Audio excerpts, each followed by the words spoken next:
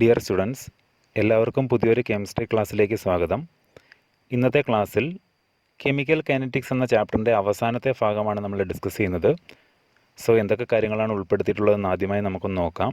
ഒന്നാമതായിട്ട് pseudo first order reaction, then rate of reaction and temperature, Arrhenius equation, effect of catalyst, collision theory. അപ്പോൾ ഇത്രയും ടോപ്പിക്കുകളാണ് ഇന്ന് ഉൾക്കൊള്ളിച്ചിട്ടുള്ളത്. ചാപ്റ്ററിൻ്റെ അവസാന ഭാഗത്തിലുള്ള പ്രധാനപ്പെട്ട 5 ടോപ്പിക്കുകളാണിത്. സോ നമുക്ക് ക്ലാസ്സിലേക്ക് കിടക്കാം. ആദ്യമായി സ്യൂഡോ ഫസ്റ്റ് ഓർഡർ റിയാക്ഷൻ. കഴിഞ്ഞ ക്ലാസ്സിൽ നമ്മൾ ഓർഡർ, മോളിക്കുലാരിറ്റി തുടങ്ങിയ ടേംസ് എല്ലാം പഠിക്കുകയുണ്ടായി അല്ലേ? സോ ഓർഡറും മോളിക്കുലാരിറ്റിയും എന്താണെന്നും അവർ തമ്മിലുള്ള ഡിഫറൻസ്, ഡിഫറൻറ്റ് ടൈപ്പിലുള്ള ഓർഡർ റിയാക്ഷൻസ് അല്ലേ, zero order, first order, then second order, third order, fractional order അല്ലേ, അത്തരത്തിലുള്ള ഡിഫറൻറ്റ് ഓർഡർ റിയാക്ഷൻസിനെ പറ്റിയെല്ലാം പഠിക്കുകയുണ്ടായി. സോ നമ്മൾ ഒരു സ്പെഷ്യൽ ടൈപ്പ് ഓഫ് ഓർഡർ റിയാക്ഷനാണ് സ്യൂഡോ ഫസ്റ്റ് ഓർഡർ റിയാക്ഷൻ അല്ലെങ്കിൽ സ്യൂഡോ ഓർഡർ റിയാക്ഷൻ. അപ്പോൾ എന്താണ് സ്യൂഡോ ഓർഡർ റിയാക്ഷൻ നമുക്ക് നോക്കാം, ശ്രദ്ധിച്ചേ. These are reactions which appear to follow higher order but actually follow first order kinetics. അതായത് ചില റിയാക്ഷൻസ് ഹയർ ഓർഡറായിട്ട് നമുക്ക് തോന്നും, പക്ഷേ അത് ഫോളോ ചെയ്യുന്നത് ഫസ്റ്റ് ഓർഡർ കൈനറ്റിക്സ് ആയിരിക്കും, ഫസ്റ്റ് ഓർഡർ റിയാക്ഷൻ ആയിരിക്കും. അത്തരത്തിലുള്ള റിയാക്ഷൻസിനെ വിളിക്കുന്ന പേരാണ് pseudo first order reaction. So common ആയിട്ട് നമുക്കതിനെ സ്യൂഡോ ഓർഡർ റിയാക്ഷൻ എന്നും വിളിക്കാറുണ്ട്. സ്യൂഡോ ഓർഡർ റിയാക്ഷൻ എന്ന് വെച്ച് കഴിഞ്ഞാൽ some reactions appear to be higher order but actually follow lower order kinetics. നമുക്ക് തോന്നും വലിയ ഓർഡർ കൈനറ്റിക്സ് ആണെന്ന്, എന്നാൽ ലോവർ ഓർഡറിലായിരിക്കും ആ റിയാക്ഷൻ ഫോളോ ചെയ്യുന്നത് അല്ലെങ്കിൽ ആ റിയാക്ഷൻ നടക്കുന്നത്. In these reactions, the concentration of one of the reactants is large excess, and so its change in concentration does not affect the rate of the reaction. അതായത് എന്തുകൊണ്ട് ഇങ്ങനെ സംഭവിക്കുന്നു? Appear to be higher order but actually follow lower kinetics അല്ലേ? So lower kinetics ആവാനുള്ള കാരണം ആ എടുത്തിട്ടുള്ള റിയാക്റ്റൻറ്റുകളിൽ ഒരു റിയാക്റ്റൻറ്റിൻ്റെ കോൺസെൻട്രേഷൻ എന്ന് പറയുന്നത് ലാർജ് എക്സസ് ആയിരിക്കും, വളരെ കൂടുതലായിരിക്കും അല്ലേ? സോ അതിൻ്റെ ചേഞ്ച് ഇൻ കോൺസെൻട്രേഷൻ, അതായത് കോൺസെൻട്രേഷൻ ഉണ്ടാകുന്ന ചേഞ്ച് എന്ന് പറയുന്നത് does not affect the rate of reaction. ആ റേറ്റ് ഓഫ് റിയാക്ഷൻ അല്ലെങ്കിൽ ആ കെമിക്കൽ റിയാക്ഷൻ്റെ റേറ്റിനെ ഡിപ്പെൻഡ് ചെയ്യുന്നതേ ഇല്ല. ഓക്കെ, അപ്പോൾ അത്തരത്തിൽ നമുക്കൊരു എക്സാമ്പിൾ എടുത്ത് നോക്കാം. ഒന്നാമത്തെ എക്സാമ്പിളായിട്ട് നമുക്ക് തന്നിട്ടുള്ളത് hydrolysis of ester. Hydrolysis of ester. Ester എന്താണെന്ന് അറിയാമല്ലോ, ആസിഡും ആൽക്കഹോളും ചേർന്നുണ്ടാകുന്ന കോമ്പൗണ്ടിൻ്റെ പേരാണ് എസ്റ്റർ അല്ലേ? ഇവിടെ നമ്മൾ എസ്റ്ററായിട്ട് എടുത്തിട്ടുള്ളത് ഈഥൈൽ അസറ്റേറ്റ് ആണ്. ഈഥൈൽ അസറ്റേറ്റ് എന്ന് പറയുന്ന എസ്റ്ററിൻ്റെ ഹൈഡ്രോളിസിസ് ആണ് എക്സാമ്പിളായിട്ട് എടുത്തിട്ടുള്ളത്. നമുക്ക് ഇക്വേഷൻ ഒന്ന് നോക്കാം. CH3COO(C2H5) വിളിക്കുന്ന പേരാണ് ethyl acetate. Ethyl acetate, ethyl acetate. അപ്പം അതിൻ്റെ ഹൈഡ്രോളിസിസ് എന്ന് പറയുമ്പോൾ വാട്ടർ ആഡ് ചെയ്യുന്നു, +H2. നമുക്ക് ആരൊക്കെ കിട്ടുന്നത്? CH3COOH, പേര് ആസിഡാണ്, 2 കാർബൺ ആറ്റമുള്ള acid, ethanoic acid, plus C2H5OH. C2H5OH എന്ന് പറയുമ്പോൾ എത്തനോൾ, 2 കാർബൺ ആറ്റമുള്ള ആൽക്കഹോൾ, എത്തനോൾ. ഓക്കെ, അപ്പോൾ ഹൈഡ്രോളിസിസ് ഓഫ് എസ്റ്റർ എന്ന് പറയുന്നത് എന്തിൻ്റെ എക്സാമ്പിളാണ്? സ്യൂഡോ ഫസ്റ്റ് ഓർഡർ റിയാക്ഷൻ്റെ എക്സാമ്പിളാണ്. സോ നമ്മൾ ഇക്വേഷൻ എഴുതിയിട്ടുള്ളത് ഇതെങ്ങനെ സ്യൂഡോ ഫസ്റ്റ് ഓർഡർ റിയാക്ഷൻ ആവുന്നു എന്ന് ശ്രദ്ധിച്ചേ. ഇതിൻ്റെ റേറ്റിൻ്റെ വാല്യൂ നമുക്ക് എഴുതാം, അല്ലെങ്കിൽ റേറ്റ് ഇക്വേഷൻ അനുസരിച്ച് rate is equal to K into concentration of CH3COO(C2H5). So ഇവിടെ ആരുടെ കോൺസെൻട്രേഷനെ മാത്രമേ ഡിപ്പെൻഡ് ചെയ്യുന്നുള്ളൂ? CH3COO(C2H5) എന്നറിയപ്പെടുന്ന ഈഥൈൽ അസറ്റേറ്റിൻ്റെ കോൺസെൻട്രേഷനെ മാത്രമേ റേറ്റ് ഡിപ്പെൻഡ് ചെയ്യുന്നുള്ളൂ. പക്ഷേ നമ്മൾ നോക്കുന്ന സമയത്ത് 2 റിയാക്റ്റൻ്റ് മോളിക്യൂൾസ് ഉണ്ടല്ലോ, ഇതിനോടൊപ്പം ആഡ് ചെയ്തിട്ടുള്ള വാട്ടറും ഉണ്ട്. അങ്ങനെയെങ്കിൽ നമുക്കത് സെക്കൻഡ് ഓർഡർ റിയാക്ഷനായിട്ടല്ലേ ഫീൽ ചെയ്യുന്നത്? പക്ഷേ അത് ഏത് ഓർഡർ റിയാക്ഷനാണ്? ഫസ്റ്റ് ഓർഡർ റിയാക്ഷനാണ്. മനസ്സിലാവുന്നുണ്ടോ? അപ്പം ചില റിയാക്ഷൻസ് അപ്പിയർ ടു ബി നമ്മൾ നോക്കുമ്പോൾ സെക്കൻഡ് ഓർഡർ ആയിട്ട് തോന്നും, but actually they follow first order kinetics. അതിനുള്ള റീസൺ നമ്മൾ പറഞ്ഞു. ഇവിടെ ആഡ് ചെയ്യുന്ന ഒരു റിയാക്റ്റൻ്റ് ലാർജ് എക്സസ് ആയിരിക്കും. സോ അതിൽ ഉണ്ടാകുന്ന ചേഞ്ച് അല്ലെങ്കിൽ അതിൻ്റെ കോൺസെൻട്രേഷനിൽ ഉണ്ടാകുന്ന ചേഞ്ച് ആ ടോട്ടൽ റിയാക്ഷൻ്റെ റേറ്റിനെ ഡിപ്പെൻഡ് ചെയ്യുന്നതേ ഇല്ല, അല്ലെങ്കിൽ അഫക്റ്റ് ചെയ്യുന്നതേ ഇല്ല. സോ ശ്രദ്ധിച്ചേ, here the concentration of water does not change during the reaction. അപ്പോൾ ഈ റിയാക്ഷനിൽ വാട്ടറിൻ്റെ കോൺസെൻട്രേഷൻ ഉണ്ടാകുന്ന ചേഞ്ച് ആ ടോട്ടൽ റിയാക്ഷൻ്റെ റേറ്റിനെ ഡിപ്പെൻഡ് ചെയ്യുന്നതേ ഇല്ല. മനസ്സിലായല്ലോ? This type of reactions are called pseudo first order reactions. എന്താ പേര്? Pseudo first order reactions. Okay, അപ്പോൾ ഇത് നന്നായിട്ടൊന്ന് മനസ്സിലാക്കാൻ വേണ്ടിയിട്ട് നമുക്കൊരു എക്സാമ്പിളും കൂടെ എടുക്കാം. രണ്ടാമത്തെ എക്സാമ്പിളായിട്ട് ഇൻവേർഷൻ ഓഫ് കെയിൻ ഷുഗർ എന്ന് പറഞ്ഞ എക്സാമ്പിളാണ് നമ്മൾ എടുത്തിട്ടുള്ളത്. സോ ഇൻവേർഷൻ ഓഫ് കെയിൻ ഷുഗറിൽ നമ്മൾ എന്താണ് ചെയ്യുന്നതെന്ന് ചോദിച്ചു കഴിഞ്ഞാൽ C12H22O11 നമ്മുടെ കെയിൻ ഷുഗറിലേക്ക് ആരെ ആഡ് ചെയ്യുന്നു? വാട്ടറിനെ ആഡ് ചെയ്യുന്നു. സോ വാട്ടറിനെ ആഡ് ചെയ്യുന്ന സമയത്ത് അതിന് ഡീകമ്പോസിഷൻ നടന്നിട്ട് എന്തൊക്കെയാണ് നമുക്ക് കിട്ടുന്നത്? ഗ്ലൂക്കോസും ഫ്രക്ടോസും കിട്ടും. അതായത് കെയിൻ ഷുഗർ, വാട്ടർ ആഡ് ചെയ്തു, നമുക്ക് ആരെ കിട്ടി? ഗ്ലൂക്കോസ് പ്ലസ് ഫ്രക്ടോസ് അല്ലേ. C6H12O6 എന്ന് പറയുന്നത് ഗ്ലൂക്കോസിൻ്റെയും ഫ്രക്ടോസിൻ്റെയും മോളിക്കുലാർ ഫോമുലയാണ്. പക്ഷേ ഇവരുടെ സ്ട്രക്ചറൽ ഫോമുല ഡിഫറൻ്റ് ആയിരിക്കും. ഓക്കെ, അപ്പോൾ ഇവിടെ നമ്മൾ നടത്തിയത് ഇൻവേർഷൻ ഓഫ് കെയിൻ ഷുഗർ ആണ്. ഇതിന് വേണ്ടിയിട്ട് നമ്മൾ ഒരു എൻസൈമിനെയൊക്കെ യൂസ് ചെയ്യുന്നുണ്ട്. ആ എൻസൈം സപ്ലൈ ചെയ്യാൻ വേണ്ടിയിട്ട് നമ്മൾ ഈസ്റ്റൊക്കെ ഇട്ട് കൊടുക്കും. നിങ്ങൾ പഠിച്ചിട്ടുണ്ടായിരിക്കണം ഫെർമെൻറ്റേഷൻ ഓഫ് ഷുഗർ കെയിൻ അല്ലെങ്കിൽ കെയിൻ ഷുഗർ എന്ന് പറഞ്ഞൊരു കേസ് പഠിച്ചിട്ടുണ്ട്. ഫെർമെൻറ്റേഷൻ, ആൽക്കഹോളിൻ്റെ പ്രിപ്പറേഷൻ അല്ലേ. സോ അതിൽ ഈസ്റ്റിനെ ആഡ് ചെയ്യുന്ന സമയത്ത് ഇൻവെർട്ടേസ് എന്ന് പറയുന്ന എൻസൈമാണ് ഈ പ്രോസസ്സ് നടത്തുന്നത്. കെയിൻ ഷുഗറിനെ ഗ്ലൂക്കോസും ഫ്രക്ടോസുമായിട്ട് കൺവേർട്ട് ചെയ്യുന്നത്. ഓക്കെ, അപ്പോൾ അത്തരത്തിൽ കെയിൻ ഷുഗറിനെ നമ്മൾ ഗ്ലൂക്കോസും ഫ്രക്ടോസുമായിട്ട് കൺവേർട്ട് ചെയ്തു. ഇവിടുത്തെ റേറ്റിൻ്റെ ഇക്വേഷൻ നോക്കിക്കുക. Rate is equal to K into concentration of cane sugar C12H22O11 മാത്രമേ ഉള്ളൂ അല്ലേ. ആരുടെ കോൺസെൻട്രേഷൻ അഫക്റ്റ് ചെയ്യുന്നില്ല? H2Oൻ്റെ കോൺസെൻട്രേഷൻ. ഹിയർ ഓൾസോ അല്ലേ the concentration of water does not change during the reaction. ആ റിയാക്ഷനിൽ വാട്ടറിൻ്റെ കോൺസെൻട്രേഷൻ ഉണ്ടാകുന്ന ചേഞ്ച് അഫക്റ്റ് ചെയ്യുന്നതേ ഇല്ല. മനസ്സിലായല്ലോ. This type of reactions are called pseudo first order reactions. അപ്പോൾ എന്താ സ്യൂഡോ ഫസ്റ്റ് ഓർഡർ റിയാക്ഷൻ എന്ന് പറഞ്ഞു കഴിഞ്ഞാൽ, ചില റിയാക്ഷൻസ് നമ്മൾ നോക്കുമ്പോൾ ഹയർ ഓർഡറായിട്ട് തോന്നും, ബട്ട് അവർ ഫോളോ ചെയ്യുന്നത് ലോവർ ഓർഡർ കൈനറ്റിക്സ് ആയിരിക്കും. ഓക്കെ, അവർ ഫോളോ ചെയ്യുന്ന ഓർഡർ ഫസ്റ്റ് ഓർഡർ ആണെന്നുണ്ടെങ്കിൽ നമുക്കതിനെ സ്യൂഡോ ഫസ്റ്റ് ഓർഡർ റിയാക്ഷൻ എന്ന് വിളിക്കാം. രണ്ടാമത്തെ ടോപ്പിക്കായിട്ട് ഇന്ന് നമ്മൾ ഡിസ്കസ് ചെയ്യുന്നത് rate of reaction and temperature. Reaction റേറ്റും ടെമ്പറേച്ചറും തമ്മിലുള്ള ഡിപ്പെൻഡൻസിനെ പറ്റിയിട്ടാണ് ഡിസ്കസ് ചെയ്യുന്നത്. സോ ഇതിനെപ്പറ്റി നമ്മൾ കുറച്ച് കാര്യങ്ങൾ നേരത്തെ പഠിച്ചിട്ടുണ്ടായിരുന്നു അല്ലേ. എവിടെ പഠിച്ചത്? Factors affecting rate of a chemical reaction എന്ന് പറഞ്ഞൊരു ടോപ്പിക്ക് പഠിച്ചിരുന്നു. അപ്പോൾ അതിനകത്ത് ഇമ്പോർട്ടൻ്റ് ആയിട്ടുള്ളൊരു ടോപ്പിക്കായിട്ട് ടെമ്പറേച്ചറിനെ പറ്റി ഡിസ്കസ് ചെയ്തിരുന്നു അല്ലേ.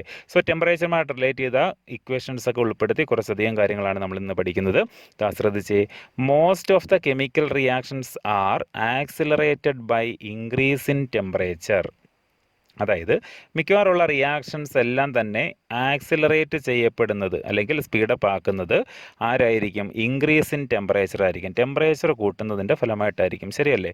നമ്മൾ അന്നൊരു എക്സാമ്പിൾ എടുത്ത് പറഞ്ഞതാണ് ചായ ഉണ്ടാക്കുന്ന കാര്യം. ഓർമ്മയുണ്ടോ? അതിന് വേണ്ടിയിട്ടുള്ള റിയാക്റ്റൻ്റ് മോളിക്യൂൾസ് എല്ലാം എടുത്തതിന് ശേഷം ഒരു സ്പൂൺ ഉപയോഗിച്ച് സ്റ്റിർ ചെയ്ത് കഴിഞ്ഞാൽ ഒരിക്കലും നമുക്ക് ചായ കിട്ടത്തില്ല. എന്തുകൊണ്ട് കിട്ടത്തില്ല? അവിടെ റിയാക്റ്റൻ്റ് മോളിക്യൂൾ തമ്മിൽ കൊളൈഡ് ചെയ്യുന്നുണ്ട്. പക്ഷേ പ്രോഡക്റ്റ് കിട്ടണമെന്നുണ്ടെങ്കിൽ എഫക്റ്റീവ് കൊളിഷൻ നടക്കണം റിയാക്റ്റൻ്റ് മോളിക്യൂൾസ്. ആ മോളിക്യൂളിന് ഒരു മിനിമം എമൗണ്ട് ഓഫ് എനർജിയൊക്കെ ഉണ്ടായിരിക്കണം അല്ലേ.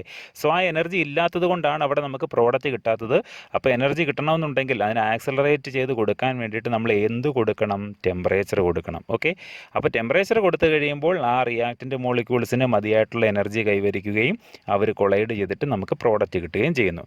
സോ മിക്കവാറുള്ള റിയാക്ഷൻസിനെ എല്ലാം ആക്സലറേറ്റ് ചെയ്യുന്നതിന് വേണ്ടിയിട്ട് നമുക്ക് ഏത് ഫാക്ടർ ഉപയോഗിക്കാം? ടെമ്പറേച്ചർ എന്ന് പറഞ്ഞ ഫാക്ടർ യൂസ് ചെയ്യാം. ശ്രദ്ധിച്ചേ, it has been found that for a chemical reaction, when the temperature is increased by 10 degree, the rate of the reaction and the rate constant is nearly doubled.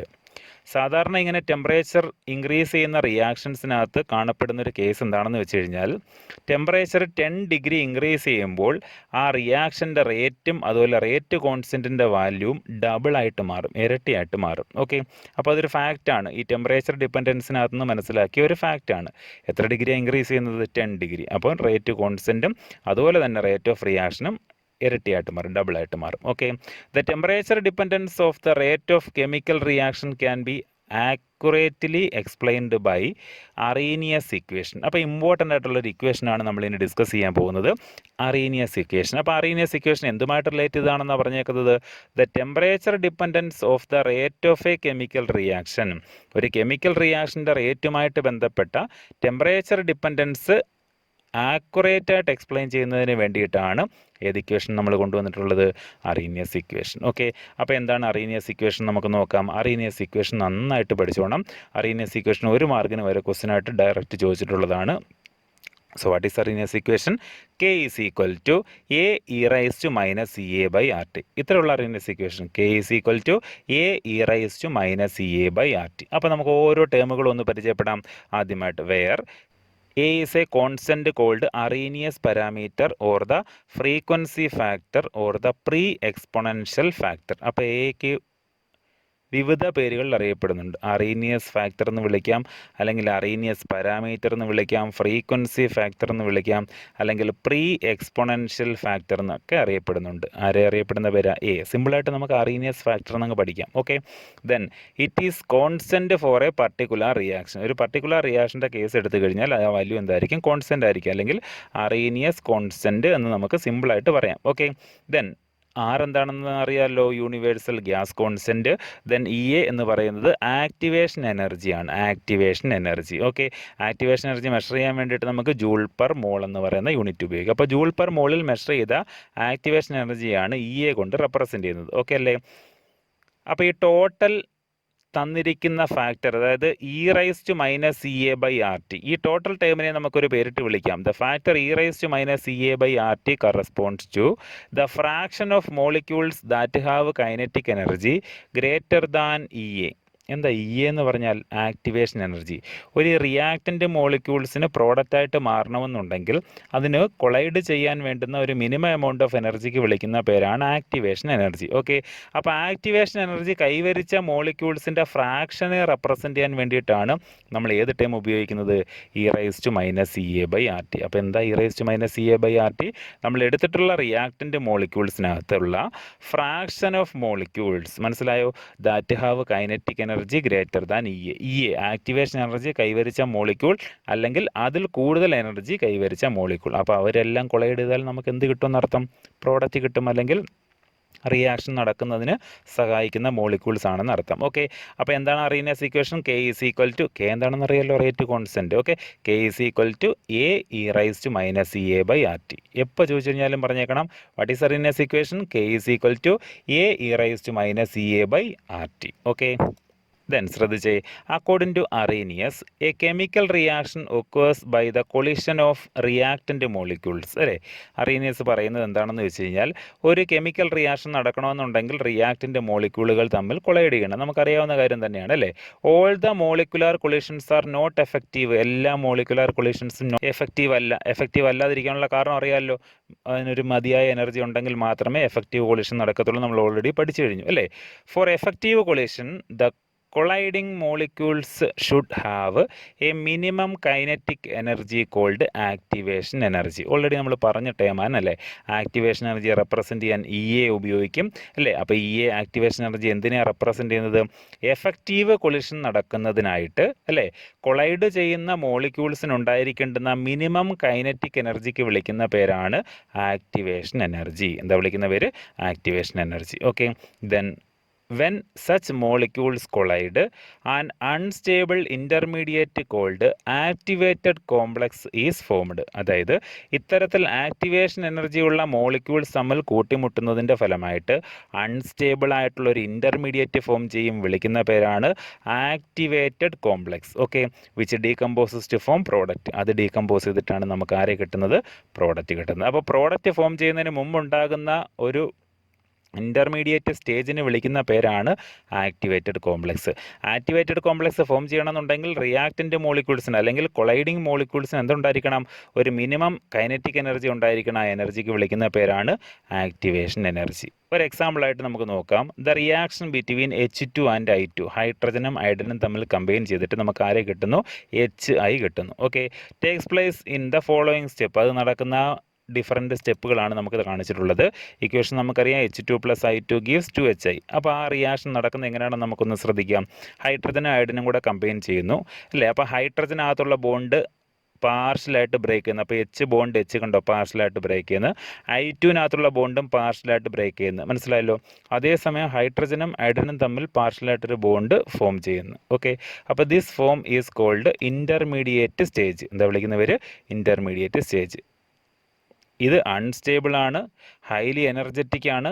പെട്ടെന്ന് തന്നെ decompose ചെയ്തിട്ട് നമുക്ക് ആരെ കിട്ടും? Product കിട്ടും. So നമുക്ക് product ആരെ കിട്ടി? 2HI കിട്ടി. ഓക്കെ, മനസ്സിലായല്ലോ. അപ്പോൾ റിയാക്റ്റൻ്റ് മോളിക്യൂൾസ് കമ്പൈൻ ചെയ്യുന്നു, ഇൻ്റർമീഡിയറ്റ് ഫോം കിട്ടുന്നു, ദെൻ പ്രോഡക്റ്റായിട്ട് മാറുന്നു. ഇൻ്റർമീഡിയറ്റ് എന്ന് പറയുന്നത് അൺസ്റ്റേബിൾ ആണ്, ഹൈലി എനർജറ്റിക് ആണ്, പെട്ടെന്ന് തന്നെ പ്രോഡക്റ്റായിട്ട് മാറുന്നു. ഓക്കെ, ദെൻ ശ്രദ്ധിച്ചേ. If we plot a graph between potential energy and the progress of reaction, we get the following graph. Potential എനർജിയും പ്രോഗ്രസ് ഓഫ് റിയാക്ഷനും ഉപയോഗപ്പെടുത്തിക്കൊണ്ട് നമ്മളൊരു ഗ്രാഫ് വരച്ചു കഴിഞ്ഞാൽ നമുക്ക് കിട്ടുന്ന ഗ്രാഫിക്കൽ റെപ്രസെൻറ്റേഷനാണ് കാണിച്ചിട്ടുള്ളത്. സോ നമ്മൾ പഠിച്ച അല്ലെങ്കിൽ തൊട്ട് മുമ്പ് ഡിസ്കസ് ചെയ്ത അതേ ഇക്വേഷൻ്റെ കേസ് തന്നെയാണ്. ഹൈഡ്രജനും അയഡിനും റിയാക്റ്റൻ്റ് അല്ലേ, എ എന്ന് റെപ്രസെൻ്റ് ചെയ്തിട്ടുണ്ട്, 2HI അല്ലേ, ദെൻ പ്രോഡക്റ്റ് കിട്ടിയിട്ടുണ്ട്, അതിനെ ബി എന്ന് റെപ്രസെൻ്റ് ചെയ്തിട്ടുണ്ട്. ഇവിടെ ഒരു സി റെപ്രസെൻറ്റേഷൻ ഉണ്ട്. അപ്പോൾ റിയാക്ഷൻ കോർഡിനേറ്റും പൊട്ടൻഷ്യൽ എനർജി എടുത്തുകൊണ്ടാണ് നമ്മൾ ഗ്രാഫ് വരച്ചിട്ടുള്ളത്. അപ്പോൾ ഹൈഡ്രജനും അയഡിനും കൂടെ കമ്പൈൻ ചെയ്തിട്ട് ഫസ്റ്റ് നമുക്ക് കിട്ടുന്ന എന്താണെന്ന് നോക്കിക്കേ, ആക്ടിവേറ്റഡ് കോംപ്ലക്സ് അല്ലേ, നമ്മൾ നേരത്തെ പറഞ്ഞത് ആക്ടിവേറ്റഡ് കോംപ്ലക്സ്. ആക്ടിവേറ്റഡ് കോംപ്ലക്സ് എന്താണെന്ന് വെച്ച് കഴിഞ്ഞാൽ ഈ റിയാക്റ്റൻ്റ് മോളിക്യൂൾസിന് പ്രോഡക്റ്റായിട്ട് മാറണമെന്നുണ്ടെങ്കിൽ ഒരു മിനിമം എമൗണ്ട് ഓഫ് എനർജി വേണം തമ്മിൽ കൊളൈഡ് ചെയ്യാനായിട്ട് അല്ലേ. ആ എനർജിക്ക് വിളിച്ച പേരാണ് ആക്ടിവേഷൻ എനർജി. കണ്ടോ, ആക്ടിവേഷൻ എനർജി കൈവരിച്ച ഈ റിയാക്റ്റൻ്റ് മോളിക്യൂൾസ് എത്തിച്ചേർന്ന ആ സ്റ്റേറ്റിന് വിളിക്കുന്ന പേരാണ് ആക്ടിവേറ്റഡ് കോംപ്ലക്സ്. ആക്ടിവേറ്റഡ് കോംപ്ലക്സിൻ്റെ പ്രത്യേകത എന്താണെന്ന് അറിയാവോ? ഹൈലി എനർജറ്റിക് ആയിരിക്കും, അൺസ്റ്റേബിൾ ആയിരിക്കും അല്ലേ. ദാറ്റ് ഇൻ്റർമീഡിയറ്റ് സ്റ്റേജാണ് ഈ ആക്ടിവേറ്റഡ് കോംപ്ലക്സ്. അത് പെട്ടെന്ന് തന്നെ എന്തായിട്ട് മാറും, നമ്മുടെ പ്രോഡക്റ്റ് ആയിട്ട് മാറും. ഓക്കെ, അപ്പോൾ അതാണ് നമ്മുടെ ഈ ഗ്രാഫിൽ നിന്ന് നമുക്ക് മനസ്സിലാക്കാനുള്ളത്. അപ്പം എ എന്ന് പറയുന്നത് റിയാക്റ്റൻ്റ്, ബി എന്ന് പറയുന്നത് പ്രോഡക്റ്റ്, സി എന്ന് പറയുന്നത് ആക്ടിവേറ്റഡ് കോംപ്ലക്സ്. റിയാക്റ്റൻറ്റിൻ്റെ എനർജി മുതൽ ആക്ടിവേറ്റഡ് കോംപ്ലക്സ് വരെയുള്ള ഈ എനർജിയാണ് ആരെന്നറിയപ്പെടുന്നത്, ഇ എ, ആക്ടിവേഷൻ എനർജി അല്ലേ. സോ റിയാക്റ്റൻറ്റിൻ്റെ എനർജിയും പ്രോഡക്റ്റിൻ്റെ എനർജിയും തമ്മിലുള്ള ഡിഫറൻസ് നമ്മൾ വിളിക്കുന്ന പേര് എൻതാൽപ്പി ചേഞ്ച് അല്ലേ. അതിനെ റെപ്രസെൻ്റ് ഡെൽറ്റ എച്ച് നമുക്ക് ഉപയോഗിക്കാം. Okay, reaction coordinate represents the profile of energy change when reactant change into product. Reactant പ്രോഡക്റ്റായിട്ട് മാറുന്നതിനകത്തുള്ള പ്രൊഫൈൽ ഓഫ് എനർജി ചേഞ്ചിനെയാണ് നമ്മൾ ഈ റിയാക്ഷൻ കോർഡിനേറ്റ് എന്ന ടേം കൊണ്ട് ഉദ്ദേശിക്കുന്നത്. In a chemical reaction, all the molecules in the reacting species do not have the same kinetic energy. ഒരു chemical റിയാക്ഷനകത്ത് എല്ലാ മോളിക്യൂൾസിനും ഒരേ കൈനറ്റിക് എനർജി ആയിരിക്കത്തില്ല, ശരിയല്ലേ. Ludwig Boltzmann and James Clerk Maxwell calculated the distribution of kinetic energy among molecules.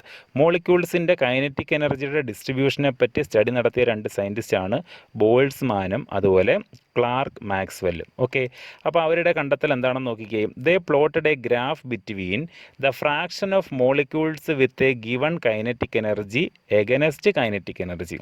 അപ്പോൾ kinetic എനർജിയും fraction of molecules with a given kinetic എനർജിയും ഉപയോഗപ്പെടുത്തിക്കൊണ്ടാണ് അവർ ഗ്രാഫ് നിർമ്മിച്ചത്. So this plot is known as Maxwell Boltzmann distribution curve of molecular energies. എന്താ പേര്? Maxwell Boltzmann distribution curve of molecular energies. Okay, അപ്പോൾ ഇതിൻ്റെ കർവ് കിട്ടാൻ വേണ്ടി നമ്മൾ ഉപയോഗിച്ചത് ആരെയൊക്കെയായിരുന്നു? Fraction of molecules with a given kinetic എനർജിയും കൈനറ്റിക് എനർജിയും. അപ്പോൾ സയൻറ്റിസ്റ്റുകൾ ആരൊക്കെയായിരുന്നു? Ludwig Boltzmann and James Clerk Maxwell. അങ്ങനെയെങ്കിൽ നമുക്ക് എന്താണ് മാക്സ്വെൽ ബോൾസ്മാൻ ഡിസ്ട്രിബ്യൂഷൻ കർവ്, അതെങ്ങനെ ഇരിക്കുമെന്ന് നമുക്കൊന്ന് നോക്കാം. This is Maxwell Boltzmann distribution curve. Kinetic എനർജിയും fraction of molecules having kinetic എനർജിയും കൂടെ ഉപയോഗപ്പെടുത്തിക്കൊണ്ടാണ് ഗ്രാഫ് വരച്ചിട്ടുള്ളത്. സോ ഈ കിട്ടിയ മാക്സിമം വാല്യൂ ഉണ്ടല്ലോ, ഇതിന് വിളിക്കുന്ന പേരാണ് മോസ്റ്റ് പ്രോബബിൾ കൈനറ്റിക് എനർജി. അപ്പോൾ എന്താണ് നമുക്ക് നോക്കാം. The peak of the curve corresponds to the most probable kinetic energy. ഈ പീക്ക് പൊസിഷനെ നമ്മൾ വിളിക്കുന്ന പേരാണ് most probable kinetic energy. Okay, it is the kinetic energy possessed by maximum fraction of molecules. Maximum fraction of molecules possess ചെയ്യുന്ന kinetic എനർജിയെയാണ് ഈ peak കൊണ്ട് represent ചെയ്യുന്നത്. അതിന് വിളിക്കുന്ന പേരാണ് മോസ്റ്റ് പ്രോബബിൾ കൈനറ്റിക് എനർജി. എന്താ പേര്? Most probable kinetic energy. Okay, then taking logarithm on both sides of Arrhenius equation. നമ്മൾ ആദ്യം പഠിച്ച അറീനിയസ് ഇക്വേഷൻ ഉണ്ടായിരുന്നല്ലോ. എന്തായിരുന്നു Arrhenius equation? K is equal to A into e raised to minus EA by RT അല്ലേ. So ആ Arrhenius ഇക്വേഷൻ്റെ രണ്ട് സൈഡിലും നമ്മൾ ലോഗ് അപ്ലൈ ചെയ്യുന്നു. അപ്പോൾ നമുക്ക് എങ്ങനെ കിട്ടും? LNK is equal to അല്ലേ minus EA by RT plus LNA. ഇത് LN e raised to minus EA by RTയുടെ സിംപ്ലിഫൈ ചെയ്ത ഫോം ആട്ടോ. LN e raised to minus EA by RT എന്ന് പറയുമ്പോൾ മൈനസ് EA by RT, കാരണം LN e raised to minus X എന്ന് പറയുമ്പോൾ minus X തന്നെ. ഓക്കെ, അങ്ങനെയാണ് മൈനസ് EA by RT കിട്ടിയത് plus LNA. This equation is of the form y equal to mx plus c. That is equation for a straight line. അപ്പോൾ ഈ equation എന്തിൻ്റെ formula y equal to mx plus c അല്ലെങ്കിൽ equation for a straight ലൈൻ്റെ formula y equal to mx plus c. അങ്ങനെയെങ്കിൽ നമുക്ക് എന്ത് ചെയ്യാം? So we can plot A graph between L N K against 1/t അല്ലെ y ആക്സിസിൽ L N K, X ആക്സിസിൽ ആരെ 1/t. We get A straight line with slope is equal to minus EA by R and y intercept is equal to LNA. അപ്പോൾ graph എങ്ങനെയാണ് വരയ്ക്കുന്നത് നമുക്കൊന്ന് നോക്കാം. ശ്രദ്ധിച്ച് ആരെയൊക്കെ എഗനസ്റ്റ് ആയിട്ടാണ് പ്ലോട്ട് ചെയ്യാൻ പറഞ്ഞത്? LNK against 1/t, LNK against 1/t graph plot ചെയ്തേക്കുന്നു. നമുക്കൊരു സ്ട്രെയിറ്റ് ലൈനാണ് കിട്ടുന്നത് അല്ലേ? സ്ട്രെയിറ്റ് ലൈൻ്റെ y ഇൻ്റർസെപ്റ്റ് എന്ന് പറയുന്നത് എന്തിനായിരിക്കും റെപ്രസെൻ്റ് ചെയ്യുന്നത്? y ഇൻ്റർസെപ്റ്റ് റെപ്രസെൻ്റ് ചെയ്യുന്നത് സി എ ആയിരിക്കും. സി ആയിട്ട് നമ്മളിവിടെ ഉപയോഗിച്ചിട്ടുള്ളത്, ഇവിടെ എടുത്തിട്ടുള്ളത് LNA ആണ്. സോ LNAയുടെ വാല്യൂ നമുക്ക് സിയിൽ നിന്നും കിട്ടും, അതായത് y ഇൻ്റർസെപ്റ്റിൽ നിന്നും കിട്ടും. ദെൻ ഈ സ്ട്രെയിറ്റ് ലൈൻ്റെ സ്ലോപ്പ് നമ്മൾ എടുക്കുന്ന സമയത്ത് സ്ലോപ്പിൽ നിന്ന് എമ്മിൻ്റെ വാല്യൂ ഇട്ട് എം എന്ന് പറയുന്നത് -CA/R അല്ലേ? 1/t ആണ് നമ്മളിവിടെ കോർഡിനേറ്റ് ആയിട്ട് എടുത്തത്, ഇവിടെ എക്സ് ആക്സിസിൽ. അങ്ങനെയെങ്കിൽ എം എന്ന് പറയുന്നത് -CA/R. ഓക്കെ, അപ്പോൾ ഈ രീതിയിൽ നമുക്ക് എന്ത് ചെയ്യാൻ പറ്റും? LNAയുടെ വാല്യൂവും -EA/Rൻ്റെ വാല്യൂവും ഗ്രാഫിൽ നിന്നും കാൽക്കുലേറ്റ് ചെയ്യാൻ പറ്റും. ശ്രദ്ധിച്ചേ, if K1 is the rate constant at temperature T1 and K2 is the rate constant at temperature T2, then ln K1 is equal to -EA/R T1 plus LNA. നേരത്തെ ഉള്ള ഇക്വേഷനകത്ത് നമ്മൾ സബ്സ്റ്റിറ്റ്യൂഷൻ കൊടുക്കുന്നേ ഉള്ളൂ. K1 റേറ്റ് കോൺസ്റ്റൻറ്റ് T1 ടെമ്പറേച്ചറിലുള്ളതും K2 rate constant T2 ടെമ്പറേച്ചറിലുള്ളതുമാണ്. Okay അല്ലേ? അങ്ങനെയെങ്കിൽ നമ്മൾ സബ്സ്റ്റിറ്റ്യൂഷൻ കൊടുക്കുമ്പോൾ Kയ്ക്ക് പകരം K1 കൊടുക്കാം, Tക്ക് പകരം T1 കൊടുക്കാം. രണ്ടാമത്തെ ഇക്വേഷൻ എങ്ങനെ കിട്ടും? Kയ്ക്ക് പകരം K2 അല്ലേ? ln K2 is equal to -EA/R T2 plus LNA. Okay അല്ലേ? അപ്പോൾ സബ്സ്റ്റിറ്റ്യൂഷൻ കൊടുത്ത് നമുക്ക് ഇക്വേഷൻ നമ്പർ 1 ഇക്വേഷൻ നമ്പർ 2 കിട്ടി. അപ്പോൾ ഇക്വേഷൻ നമ്പർ 2 - 1, ഇക്വേഷൻ നമ്പർ 2ൽ നിന്നും ഇക്വേഷൻ നമ്പർ 1നെ നമുക്ക് മൈനസ് ചെയ്യാം. അപ്പോൾ നമുക്ക് എന്ത് കിട്ടും? ln K2 - ln K1 അല്ലേ? ലെഫ്റ്റ് സൈഡ് ശ്രദ്ധിച്ചേ, ln K2 - ln K1 is equal to അല്ലേ? അതുപോലെ നമുക്ക് റൈറ്റ് സൈഡ് മൈനസ് ചെയ്ത് എഴുതാമല്ലോ, -EA/R T2 പ്ലസ് LNA അല്ലേ? മൈനസ് ഓഫ് എന്നല്ല പറഞ്ഞല്ലേ ഈ ടൈം വരുന്നത്, -EA/R T1 അല്ലേ? -LNA ആയി മാറും ബ്രാക്കറ്റ് ഓപ്പൺ ചെയ്യുമ്പോൾ. സോ ഈ LNAയും ക്യാൻസൽ ചെയ്ത് കളയാം. സോ ബാക്കി നമുക്ക് കിട്ടുന്ന എന്തായിരിക്കും? -EA/R T2 -EA/R T1 അല്ലേ? സോ നമുക്ക് ഇതിനെ സിംപ്ലിഫൈ ചെയ്യാം. മൈനസ് ഇൻറ്റു മൈനസ് ഇത് പ്ലസ് ആയിട്ട് മാറുമല്ലോ. അപ്പോൾ നമുക്ക് ln K2 - ln K1നെ ln K2/K1 എന്ന് എഴുതാം അല്ലേ? log A - log B log A/B, അതാണ് ln K2/K1 which is equal to EA/R നമുക്ക് കോമൺ ആയിട്ട് എടുക്കാം. EA/Rനെ കോമൺ ആയിട്ട് എടുത്താൽ ഇത് പോസിറ്റീവായല്ലോ 1/T1, ഇത് -1/T2, 1/T1 - 1/T2. Okay, so log K2 divided by K1 is equal to EA divided by 2.303R. ലോഗിലോട്ട് convert ചെയ്യാൻ വേണ്ടിയിട്ട് 2.303 കൊണ്ട് ഇവിടെ മൾട്ടിപ്ലൈ ചെയ്തു. സോ അതിവിടെ വരുമ്പോൾ 2.303R ഇൻറ്റു 1/T1 - 1/T2 അല്ലേ? സോ നമുക്ക് ഇതിനെ കൂടെ ഒന്ന് സിംപ്ലിഫൈ ചെയ്യാം. സോ ഇവിടെ സിംപ്ലിഫൈ ചെയ്യുമ്പോൾ നമുക്ക് T2 - T1 divided by T1 T2 എന്ന് കിട്ടും. സോ നമ്മുടെ final equation log K2 divided by K1 is equal to EA by 2.303R into T2 - T1 divided by T1 T2. So ഈ equation ഉപയോഗിച്ചുകൊണ്ട് problems ചെയ്യാനായിട്ട് ഒരുപാട് questions നമ്മുടെ പുസ്തകത്തിനും അതുപോലെ തന്നെ പ്രീവിയസ് ക്വസ്റ്റ്യൻസ് ആയിട്ടും ചോദിച്ചിട്ടുണ്ട്. അപ്പോൾ ഈ ഇക്വേഷൻ നന്നായിട്ട് മനസ്സിലാക്കുക. Log K1/K2 is equal to EA by 2.303R into T2 - T1 divided by T1 T2. അപ്പോൾ K1ഉം K2 എന്താണെന്ന് അറിയാമല്ലോ? T1 T2 ടെമ്പറേച്ചറിലുള്ള rate constants. EA എന്ന് പറയുന്നത് ആക്ടിവേഷൻ എനർജി, R എന്ന് പറയുന്നത് universal gas constant. Then from this equation we can calculate the value of activation energy by knowing all other values. Activation എനർജിയുടെ value ബാക്കിയുള്ള values എല്ലാം കിട്ടിക്കഴിഞ്ഞാൽ നമുക്കതിൽ നിന്നും ഡയറക്റ്റ് ആയിട്ട് കാൽക്കുലേറ്റ് ചെയ്യാൻ പറ്റും. അപ്പോൾ ആക്ടിവേഷൻ എനർജി എന്താണെന്നും ആക്ടിവേഷൻ എനർജിയുടെ കാൽക്കുലേഷൻ അറീനിയസ് ഇക്വേഷനിൽ നിന്ന് ഡിറൈവ് ചെയ്യുന്ന കേസസും എല്ലാം മനസ്സിലായല്ലോ. അപ്പോൾ ഈ ഇക്വേഷൻ ഉപയോഗപ്പെടുത്തിക്കൊണ്ടാണ് നമ്മൾ ആക്ടിവേഷൻ എനർജിയുടെ കാൽക്കുലേഷൻ നടത്തുന്നത്.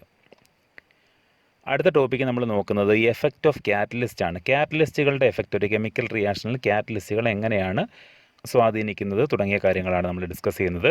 A catalyst is A substance which alters the rate of A reaction without it self undergoing any permanent chemical change. മനസ്സിലായോ? സ്വന്തമായിട്ടൊരു കെമിക്കൽ റിയാക്ഷന് വിധേയമാകാതെ ഒരു രാസപ്രവർത്തനത്തിൻ്റെ വേഗതയെ ഓൾട്ടർ ചെയ്യുന്ന, alter means either increases or decreases, ഒന്നുകിൽ കൂട്ടുക അല്ലെങ്കിൽ കുറയ്ക്കുക, അത്തരത്തിലുള്ള കെമിക്കൽ സബ്സ്റ്റൻസുകളെ നമ്മൾ വിളിക്കുന്ന പേരാണ് കാറ്റലിസ്റ്റുകൾ. എന്താ വിളിക്കുന്ന പേര്? കാറ്റലിസ്റ്റുകൾ. Okay, then the action of the catalyst can be explained by intermediate complex theory. അതായത് ഒരു കാറ്റലിസ്റ്റിൻ്റെ ആക്ഷൻ, കാറ്റലിസ്റ്റിൻ്റെ ഒരു കെമിക്കൽ റിയാക്ഷനകത്തുള്ള ആക്ഷൻ അല്ലെങ്കിൽ പ്രവർത്തനം എക്സ്പ്ലെയിൻ ചെയ്യുന്നതിന് വേണ്ടിയിട്ട് നമ്മൾ ഉപയോഗിക്കുന്ന തിയറിയാണ് ഇൻ്റർമീഡിയറ്റ് കോംപ്ലക്സ് തിയറി. തിയറിയുടെ പേരെന്താ? Intermediate complex theory. എന്താ തിയറി പറയുന്നത് നമുക്ക് നോക്കാം. According to this theory, a catalyst participates in a chemical reaction by forming an intermediate complex. ഈ തിയറി പറയുന്നത് ഒരു കാറ്റലിസ്റ്റ് കെമിക്കൽ റിയാക്ഷനിൽ പങ്കെടുക്കുന്നത് എങ്ങനെയാണെന്ന് വെച്ച് കഴിഞ്ഞാൽ ഒരു ഇൻ്റർമീഡിയറ്റ് കോംപ്ലക്സ് ഫോം ചെയ്തുകൊണ്ടായിരിക്കും. Okay, this is unstable and decomposes to yield products and the catalyst. അത് അൺസ്റ്റേബിൾ ആയിരിക്കും, പെട്ടെന്ന് തന്നെ ഡീകമ്പോസ് ചെയ്തിട്ട് എന്തൊക്കെയായിട്ട് മാറും? പ്രോഡക്റ്റും കാറ്റലിസ്റ്റുമായിട്ട് മാറും. ഓക്കെ, അപ്പോൾ ഇത്തരത്തിൽ ഇൻ്റർമീഡിയറ്റ് കോംപ്ലക്സ് തിയറി ഉപയോഗപ്പെടുത്തിക്കൊണ്ടാണ് ഒരു കെമിക്കൽ റിയാക്ഷനകത്തുള്ള കാറ്റലിസ്റ്റിൻ്റെ ആക്ഷൻ നമ്മൾ എക്സ്പ്ലെയിൻ ചെയ്യുന്നത്. അതിന് വേണ്ടിയിട്ട് നമുക്കൊരു ഗ്രാഫ് നമുക്കൊന്ന് നോക്കാം. ശ്രദ്ധിച്ചേ. കാറ്റലിസ്റ്റുകൾ ഒരു കെമിക്കൽ റിയാക്ഷനിൽ എങ്ങനെ അഫക്റ്റ് ചെയ്യുന്നു എന്നുള്ളതിൻ്റെ വ്യക്തമായിട്ടുള്ള ചിത്രം നമുക്ക് പൊട്ടൻഷ്യൽ എനർജിയും ടൈമും ഉപയോഗിച്ചുകൊണ്ടുള്ള ഈ ഗ്രാഫിൽ നിന്ന് മനസ്സിലാകും. സോ കാറ്റലിസ്റ്റിനെ ഉപയോഗിക്കാതിരുന്നപ്പോൾ ഉള്ള റിയാക്റ്റൻ്റ് പ്രോഡക്റ്റായിട്ട് മാറുന്ന റിയാക്ഷനാണ് ഈ ബോൾഡായിട്ട് കാണിച്ചേക്കുന്ന ഗ്രാഫ്. ഇത് നമ്മൾ നേരത്തെ ഡിസ്കസ് ചെയ്ത ഗ്രാഫാണ്. ആക്ടിവേഷൻ എനർജിയും ആക്ടിവേറ്റഡ് കോംപ്ലക്സും എല്ലാം നമ്മൾ പഠിച്ചതാണ് അല്ലേ. അപ്പോൾ കാറ്റലിസ്റ്റുകളെ ആഡ് ചെയ്ത റിയാക്ഷൻ്റെ കേസാണ് ഈ ഡോട്ടഡ് ലൈൻ ഉപയോഗിച്ച് കാണിച്ചിരിക്കുന്നത്. അപ്പോൾ അതും റിയാക്റ്റൻറ്റിനെ പ്രോഡക്റ്റാക്കി മാറ്റിയിട്ടുണ്ട്, പക്ഷേ ആക്ടിവേഷൻ എനർജിയിൽ വ്യത്യാസമുണ്ട്. ശരിയല്ലേ?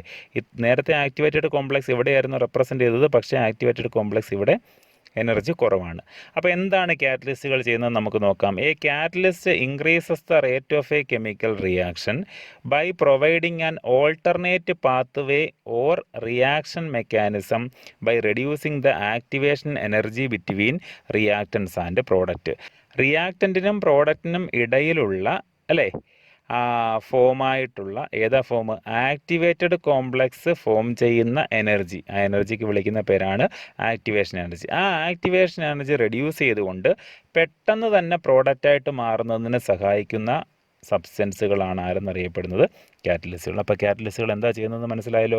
ആക്ടിവേഷൻ എനർജി റെഡ്യൂസ് ചെയ്തുകൊണ്ട് പെട്ടെന്ന് തന്നെ പ്രോഡക്റ്റ് ഉണ്ടാകുന്നതിനുള്ള ഒരു ഓൾട്ടർനേറ്റ് പാത്വേ സൃഷ്ടിക്കുക എന്നുള്ളത് മാത്രമാണ് ആരുടെ function?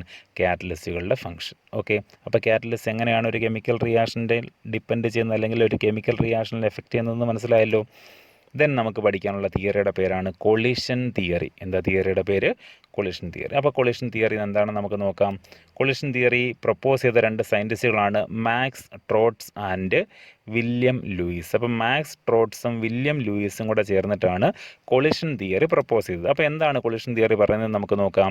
Collision theory is based on kinetic theory of gases. അപ്പം കൊളിഷൻ തിയറി ബേസ് ചെയ്തിരിക്കുന്നത് ആരെയാ?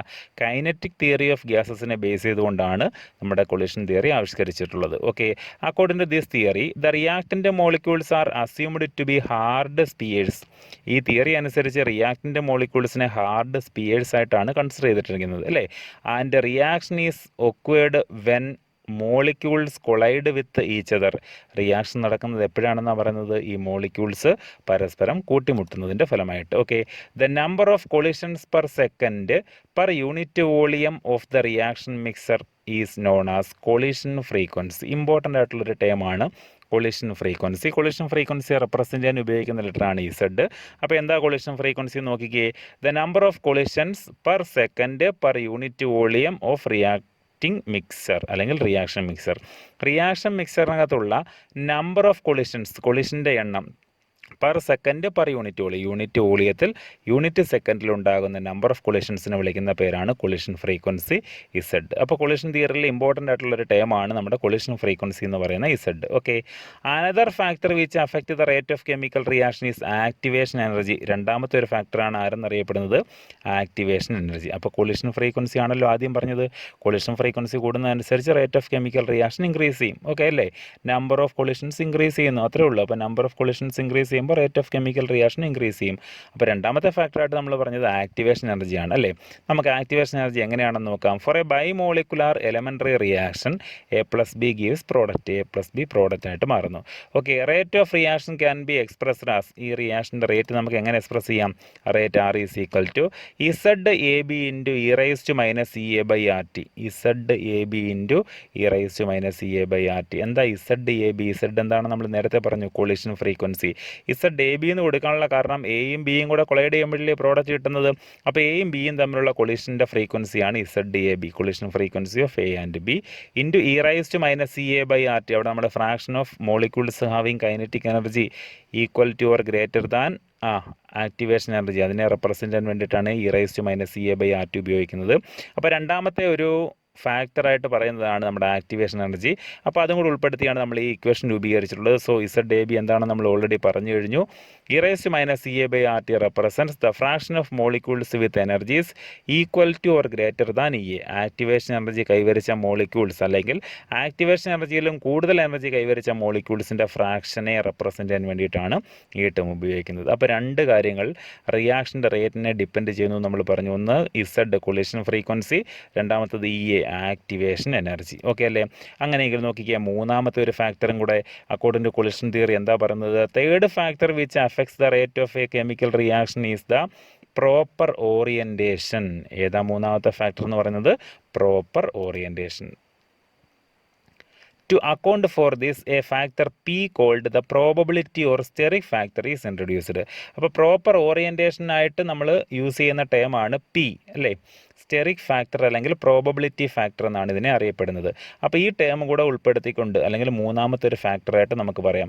കറക്റ്റായിട്ടുള്ള ഓറിയൻറ്റേഷനിൽ മാത്രമേ റിയാക്റ്റിൻ്റെ മോളിക്യൂൾസ് കൊളൈഡ് ചെയ്ത് നമുക്ക് എന്ത് കിട്ടുന്നുള്ളൂ? പ്രോഡക്റ്റ് കിട്ടുന്നുള്ളൂ. അതുകൊണ്ടാണ് മൂന്നാമത്തെ ഫാക്ടറായിട്ട് നമ്മൾ ആരെ പറയുന്നത്? പ്രോബബിലിറ്റി ഫാക്ടർ അല്ലെങ്കിൽ സ്റ്റെറിക് ഫാക്ടർ എന്നറിയപ്പെടുന്ന P കൂടി ഉൾപ്പെടുത്തിയിട്ടുള്ളത്. സോ ദ എബോവ് ഇക്വേഷൻ, നമ്മുടെ തൊട്ട് മുമ്പ് വന്നിരുന്ന ഇക്വേഷൻ ഉണ്ടായിരുന്നല്ലോ, ആ ഇക്വേഷനെ നമുക്ക് എങ്ങനെ ചേഞ്ച് ചെയ്ത് എഴുതാം? Rate is equal to P into ZAB into E raise to minus EA/RT.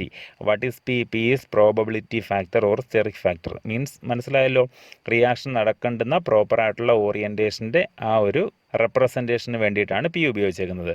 Then രണ്ടാമത്തെ ഫാക്ടറായിട്ടുള്ള Z കൊളിഷൻ ഫ്രീക്വൻസി, ദെൻ മൂന്നാമത്തെ ഫാക്ടറായിട്ടുള്ള EA ആക്ടിവേഷൻ എനർജി. ഓക്കെ, അങ്ങനെയെങ്കിൽ നമുക്ക് എന്ത് പറയാം? Thus in collision theory activation energy and proper orientation of the molecules together determine the criteria for an effective collision and hence the rate of a chemical reaction. അപ്പോൾ ഒരു chemical റിയാക്ഷൻ്റെ റേറ്റിനെയും effective കൊളിഷനെ എല്ലാം depend ചെയ്യുന്ന പ്രധാനപ്പെട്ട factors എന്ന് പറയുന്നത് എന്തൊക്കെയാണ്? Activation energy, അതുപോലെ തന്നെ പ്രോപ്പർ ഓറിയൻറ്റേഷൻ. ആക്ടിവേഷൻ എനർജി കിട്ടിക്കഴിഞ്ഞാൽ എന്ത് ചെയ്യും? മോളിക്യൂൾ തമ്മിൽ കൊളൈഡ് ചെയ്യും. ആ കൊളൈഡ് ചെയ്യുന്ന നമ്പർ ഓഫ് മോളിക്യൂൾസിൻ്റെ പെർ സെക്കൻഡിലുള്ള പെർ യൂണിറ്റ് വോളിയത്തിലുള്ള എണ്ണത്തിന് വിളിക്കുന്ന പേരായിരുന്നു Z അല്ലേ.